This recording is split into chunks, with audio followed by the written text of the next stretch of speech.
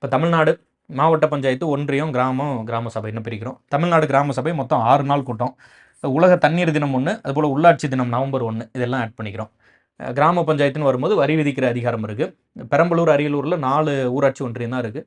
புத்தகத்தில் விழுப்புரத்தில் 22 இருக்குது, அதான் அதிகம் கொடுத்துருப்பாங்க. பட் இப்போதைக்கு அதிகமாக இருக்கிறது சேலம் தான், 20 இருக்குது. அது தெளிவாக ஞாபகம் வச்சுக்கணும், கவனப்படுத்திக்கோங்க. மாவட்ட பஞ்சாயத்து சொல்லியிருந்தேன், 37 இருக்குது அப்படின்னு சொல்லியிருந்தோம். அடுத்ததுல நகரம் வரும். பேரூராட்சி இந்தியாவிலே முதல் முறையாக பேரூராட்சிங்கிற கான்செப்டை அறிமுகப்படுத்துறது தமிழ்நாடு தான். நகராட்சி, முதல் நகராட்சி பேர் என்ன? வாலாஜாப்பேட்டை, வேலூர் டிஸ்ட்ரிக்டில் வருது. ஃபஸ்ட்டு நகராட்சி. அதுபோல் பெரியார் 1917 ஈரோடு நகராட்சி தலைவராக வராரு. 19 அந்த பைப்லைன் ட்ரிங்கிங் வாட்டர் கொண்டு வராரு. அதிக நகராட்சிகளை கொண்ட மாவட்டம், டிஸ்ட்ரிக்ட் எதுன்னா காஞ்சிபுரம். மாநகராட்சி தமிழ்நாட்டில் இன்றைக்கி 25 மாநகராட்சி. முதல் மாநகராட்சி, இந்தியாவிலேயே முதல் மாநகராட்சி 1968 சென்னை. சரி, செப்டம்பர் 29 68 88 போட்டு வளர வேண்டியது. அந்த நம்பர் ஏதாவது மிஸ் பண்ணனா கொஞ்சம் அதில் என்ன எழுதியிருக்கணும் அதை தயவு செஞ்சு பார்த்துக்கோங்க. கவனம்.